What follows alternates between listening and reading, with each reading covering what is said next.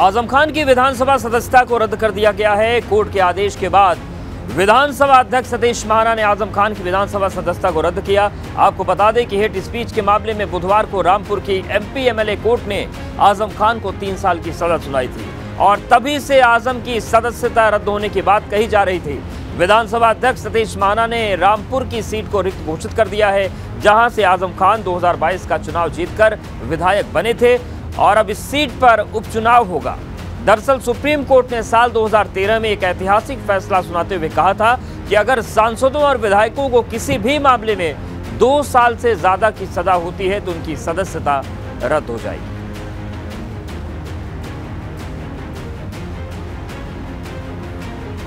तो आजम खान की विदायगी चली गई है। विधानसभा अध्यक्ष सतीश महाना ने रामपुर विधानसभा सीट को रिक्त घोषित कर दिया है चुनाव आयोग का पत्र मिलने के बाद।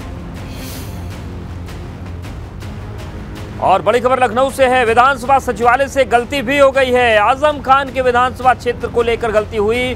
सदस्यता रद्द करने वाले आदेश में गलती हुई है। पत्र में रामपुर सदर सीट की जगह मिलक विधानसभा सीट लिखा है। बाद में आदेश को सही करके जारी किया गया।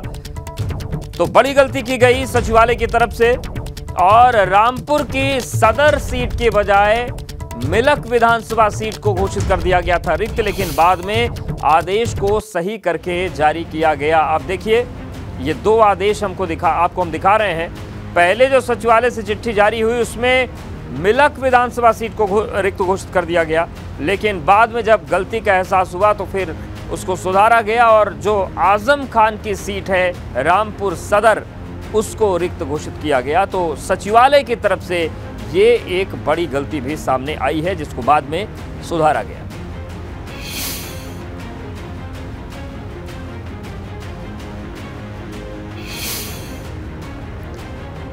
अब आपको आजम खान का 2019 का वो चुनावी भाषण भी सुनाते हैं जिसकी वजह से उन्हें 3 साल की सजा हुई और विधानसभा की सदस्यता चली गई।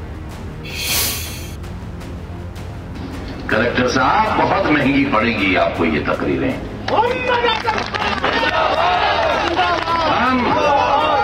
हम बिलासपुर में शराब की हड्डियां नहीं चलाते हैं,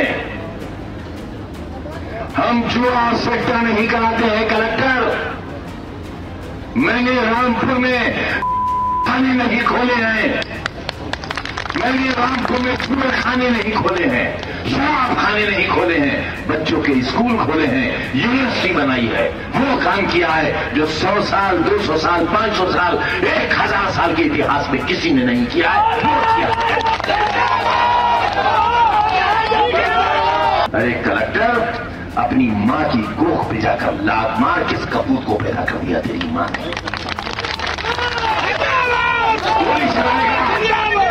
गोली चलाएगा, मारेगा हमें, हमारे सारे हथियारों के लाइसेंस ले लिए इसने।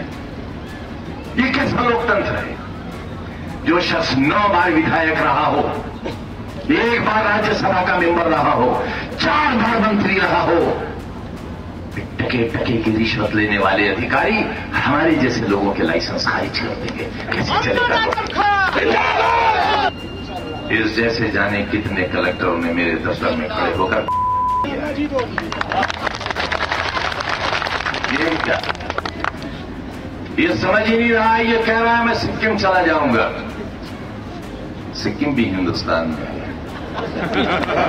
हिंदुस्तान में है सिक्किम। कितने मुकदमे करेगा? गिराएगा यूनिवर्सिटी, गिरा दे, गिरा दे, पूरी यूनिवर्सिटी गिरा दे, गिरा दे मेरे बच्चों के स्कूल, मार दे हमें भी। आ गई है उसकी भी रिपोर्ट मेरे पास, बताऊंगा तो कितने अच्छे परिवार से है।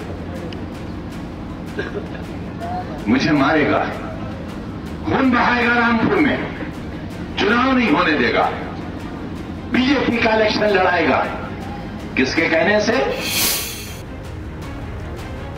तो सुना आपने, यही वो बयान था जो आजम खान पर इतना भारी पड़ गया कि 3 साल की सजा भी हुई, 25,000 का जुर्माना भी लगा और सदस्यता भी चली गई। आजम खान की विधानसभा सत्ता रद्द होने पर डिप्टी सीएम ब्रजेश पाठक ने क्या कहा, सुनवाते हैं। साथ में डिप्टी सीएम ब्रजेश पाठक जी हैं। सर, जिस तरह से आजम खान को एक तरफ सपा स्टार प्रचारक बनाती है कोर्ट से सजा सुनाए जाने के बाद, अब तो उनकी सीट को रिक्त मान लिया गया, सदस्यता भी गई। देखिए, माननीय न्यायालय का जैसे ही निर्णय आया और माननीय सर्वोच्च न्यायालय के निर्णय के आलोक में यदि 2 साल से अधिक की सज़ा है तो सदस्यता स्वतः समाप्त हो जाएगी। उसी अनुक्रम में विधानसभा सचिवालय ने निर्णय लिया होगा और मुझे लगता है कि हम सबको कानून का पालन करना चाहिए। उत्तर प्रदेश राज्य में 100% कानून पालन कराने की जिम्मेदारी हमारी सरकार की है। सर, ये सदस्य सीट को रिक्त मानने का फैसला भले आज का हो, लेकिन कोर्ट का फैसला तो पहले ही आ गया था। उसके बाद लिस्ट सामने आती है सपा की और सपा जो है स्टार प्रचारक बना देती है उसमें। ये समाजवादी पार्टी का अंदरूनी मामला है, लेकिन हमारी सरकार, भारतीय जनता पार्टी की सरकार, योगी जी की सरकार उत्तर प्रदेश में भ्रष्टाचार और अपराध पर जीरो टॉलरेंस की नीति के तहत काम कर रही है। हर स्थिति में हम शुचिता के साथ प्रदेश के लोगों को एक ऐसी सरकार दे रहे हैं जो गरीब आदमी, आम आदमी की सरकार है। आदरणीय प्रधानमंत्री नरेंद्र मोदी जी की गरीब कल्याण योजनाएं जन जन तक पहुंच रही हैं और जनता का भरोसा दिन पर दिन आदरणीय मोदी जी के प्रति बढ़ रहा है। वहीं डिप्टी सीएम केशव प्रसाद मौर्य ने भी आजम खान की विधानसभा सदस्यता रद्द होने के बाद ट्वीट किया है। डिप्टी सीएम ने लिखा कि माननीय अध्यक्ष विधानसभा श्री सतीश महाना जी ने मोहम्मद आजम खान की विधानसभा सदस्यता रद्द करने के फैसले का स्वागत है। रिक्त विधानसभा के उपचुनाव जब भी होंगे भाजपा का कमल खिलेगा। तो देखिए, ऐलान भी शुरू हो गए हैं और केशव प्रसाद मौर्य ने ताल ठोक दी है कि रिक्त हो गई सीट, उपचुनाव होगा और भाजपा जीतेगी।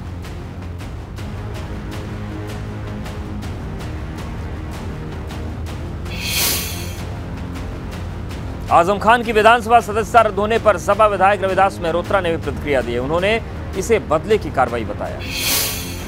हमारे साथ में सपा विधायक रविदास मेहरोत्रा जी हैं। रविदास जी, किस तरह से देखते हैं इस फैसले को? भारतीय जनता पार्टी की सरकार राजनीतिक विद्वेष और बदले की भावना से कार्रवाई कर रही है। विपक्ष की आवाज दबाने का काम हो रहा है। हम सरकार के हर जुल्म, अन्याय, अत्याचार और दमन का मुकाबला करेंगे। हम जनता के मुद्दों को लेके सड़क से विधानसभा के अंदर तक संघर्ष करने का काम करेंगे। समाजवादी पार्टी के विधायक आजम खान की सदस्यता निरस्त करने से समाजवादी पार्टी दमन और जुल्म के आगे झुकने वाले नहीं हैं। हम सरकार के खिलाफ लगातार अनवरत संघर्ष करने का काम करेंगे। जनता के मुद्दों, जन समस्याओं, महंगाई, बेरोजगारी, भ्रष्टाचार और विकास को लेकर के समाजवादी पार्टी का संघर्ष जारी रहेगा। लेकिन ये फैसला तो कोर्ट से है, जो सज़ा सुनाई गई हेट स्पीच के मामले में, वो तो कोर्ट का फैसला था 3 साल की सज़ा, और विधानसभा अध्यक्ष भी कह रहे कि नियमानुसार सारी कार्रवाई। भारतीय जनता पार्टी पहले मुकदमे लिखवाती है और फिर सरकारी वकील सारे मिल करके ये प्रयास करते हैं कि समाजवादी पार्टी के नेताओं, विधायकों के खिलाफ आरोप सिद्ध हो जाएं। और इस बीच बड़ी खबर मथुरा से है। गौरी गोपाल आश्रम के बाहर 2 शव मिले हैं। संदिग्ध परिस्थितियों में 2 महिलाओं के शव मिले हैं और ये जो आश्रम है ये प्रसिद्ध कथावाचक अनिरुद्ध आचार्य का है। पुलिस ने दोनों शवों को पोस्टमार्टम के लिए भेज दिया है। तो देखिए, तस्वीर भी आपको दिखा रहे हैं। गौरी गोपाल आश्रम है और इसके बाहर 2 शव मिले हैं संदिग्ध परिस्थितियों में। दोनों महिलाओं के शव हैं और ये जो आश्रम है ये अनिरुद्ध आचार्य का है और पुलिस ने दोनों शवों को अब पोस्टमार्टम के लिए भेज दिया है। इस पूरे मामले में जांच चल रही है। आप देखिए, ये जो गौरी गोपाल आश्रम है उसी के बाहर दोनों शव बरामद हुए हैं। देखो, ये सब आश्रम में रहते हैं। ये रात को बाहर सुला देते हैं, आश्रम से निकाल के बाहर सुला, हम भी बाहर सोते हैं। तो ये भी, तो ये दोनों खत्म हो गई। आश्रम से बाहर क्यों सुलाते हैं? रात को बाहर सुला देते हैं। कौन से आश्रम में आती है? यही गोरी गोपाल में। तो देखिए, तस्वीर दिखा रहे हैं और जो बुजुर्ग महिला हैं वो कह रही हैं कि इस आश्रम में आते हैं लेकिन आश्रम में रात को बाहर सुला दिया जाता है।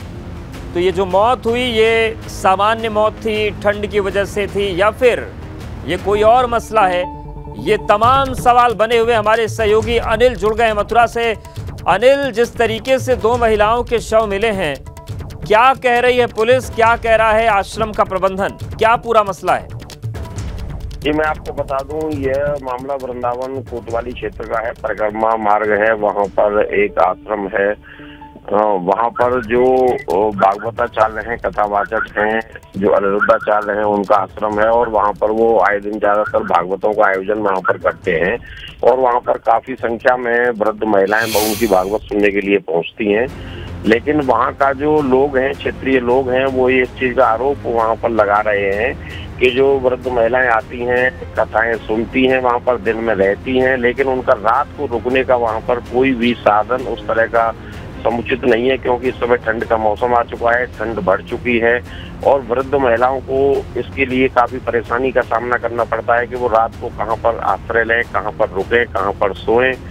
तो इसके चलते वहाँ पर जो देखा गया है, आज 2 वृद्ध महिलाओं की वहाँ पर बॉडी मिली है, उसके लिए अभी उनको पोस्टमार्टम के लिए भेजा गया है। पोस्टमार्टम में किस चीज की पुष्टि होती है कि उनकी मौत किस वजह से हुई थी, आगे का जो होगा वो उसी पर पोस्टमार्टम रिपोर्ट पर डिपेंड करेगा। उसी पर शासन कुछ भी कहने से, जब वो भी कह रहा है कि साहब पोस्टमार्टम रिपोर्ट आएगी तभी हम कुछ कह पाएंगे, स्थिति अभी 10 की 10 बनी हुई है। लेकिन पोस्टमार्टम रिपोर्ट ही उस चीज को क्लियर कर पाएगी कि वृद्ध महिलाओं की मौत किस वजह से हुई है। जी बिल्कुल। क्या इस मसले पर आश्रम की तरफ से कोई बात कही गई, प्रतिक्रिया आई है? अभी इसमें आश्रम की तरफ से कोई भी वहाँ का ऑफिशियल वर्जन हमारे पास नहीं आया है, उस तरह का कोई भी उनका बयान सामने नहीं आया है, मीडिया में नहीं आया है कि उनकी मौत किस वजह से हुई है। धन्यवाद अनिल, नजरें बनाए रखिएगा, आपसे अपडेट्स लेते रहेंगे। फिलहाल आपका शुक्रिया। तो ये पूरी तस्वीर हम आपको दिखा रहे हैं मथुरा की। और बड़ी खबर फरीदाबाद से भी है। गृह मंत्रालय की बैठक खत्म हो गई है, लखनऊ लौट गए हैं सीएम योगी आदित्यनाथ। सीएम धामी दिल्ली में उत्तराखंड सदन पहुंच गए हैं। कल सीएम धामी पार्टी पदाधिकारियों से मुलाकात कर सकते हैं। सीएम योगी ने गृह मंत्री को भेंट किए हैं ओडीओपी के तोहफे। जैसा की तस्वीरें आती हैं कि जो भी उत्तर प्रदेश भी आता है या फिर मुख्यमंत्री किसी विशेष व्यक्ति से मिलते हैं तो ओडीओपी के प्रोडक्ट तोहफे में देते हैं। तो देखिए तस्वीर हम आपको दिखा रहे हैं। गृह मंत्री को भी उन्होंने ओडीओपी यानी कि 1 डिस्ट्रिक्ट 1 प्रोडक्ट के तहत जो सरकार योजना चला रही है उसका एक तोहफा दिया है गृह मंत्री को। 15 मुख्यमंत्रियों को सीएम ने ओडीओपी के तोहफे भेंट किए हैं। तो गृह मंत्री को, साथ ही जो 15 राज्यों के मुख्यमंत्री आए थे, जो गृह मंत्रालय भी संभाल रहे हैं क्योंकि गृह मंत्रियों की बैठक थी, तो उनको भी, उन 15 मुख्यमंत्रियों को भी मुख्यमंत्री योगी आदित्यनाथ ने ओडीओपी का जो तोहफा है वो दिया है। और केंद्रीय गृह मंत्री अमित शाह को जो तोहफा दिया है वो तस्वीर हम आपको दिखा रहे हैं। लखनऊ में डिप्टी सीएम ब्रजेश पाठक छठ पर्व के कार्यक्रम में शामिल हुए। ब्रजेश पाठक ने सूर्य को अर्घ्य दिया और छठ व्रतियों के साथ संगीत कार्यक्रम में शामिल हुए। इस मौके पर उन्होंने घाट की व्यवस्थाओं को भी देखा और भोजपुरी सिंगर संजोली पांडे के गीत भी सुने।